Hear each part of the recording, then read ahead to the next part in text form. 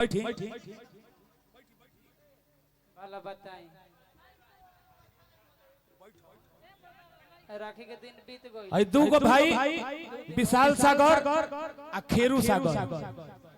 ना अब तो एजा से कहला कि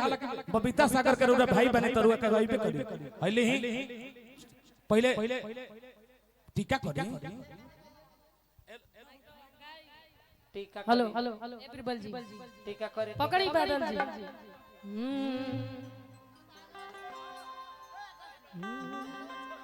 कि भैया और जात बड़ करगिल के बहलिया में किया वो बांधी रखिया कलैया में आंखें धैले बुझ जाता। पंखा बंद करवा दी। कि भैया जात बड़ पंचायत सूची के बहलिया में ए भैया चुनाव लगले में आवे वाला बा जात बड़ पंचायत सचिव के बहलिया में अब बान दीही अब बान दीही रखिया कलैया में अब बान दीही रखिया कलैया में भैया जात बड़ करगिल के बहलिया में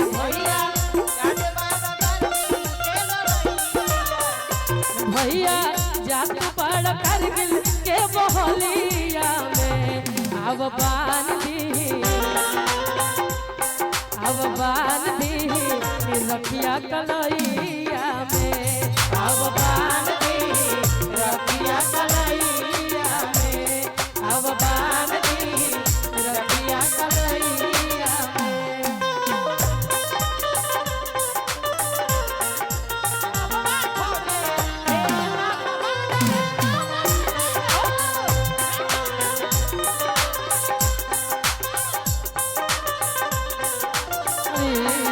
बलुआ बाप बाड़े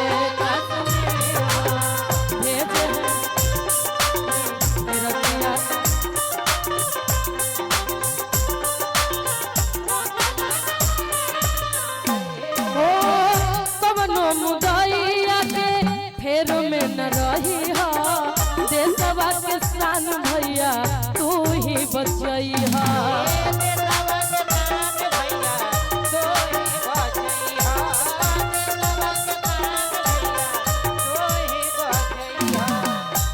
मुदैया के फेर में न रही हो रखिया के लाज भैया हमारा बचई हो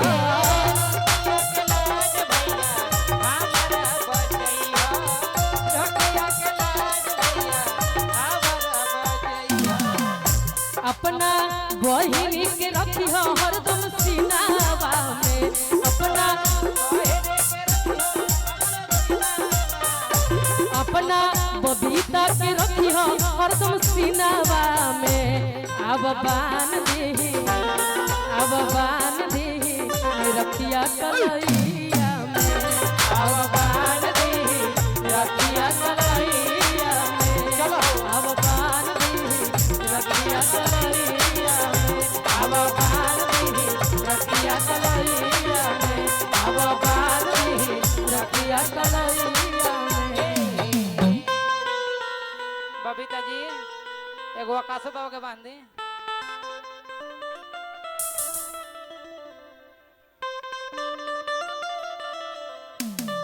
बाजे बाजे सती पे हुला बाजे अरे बाजे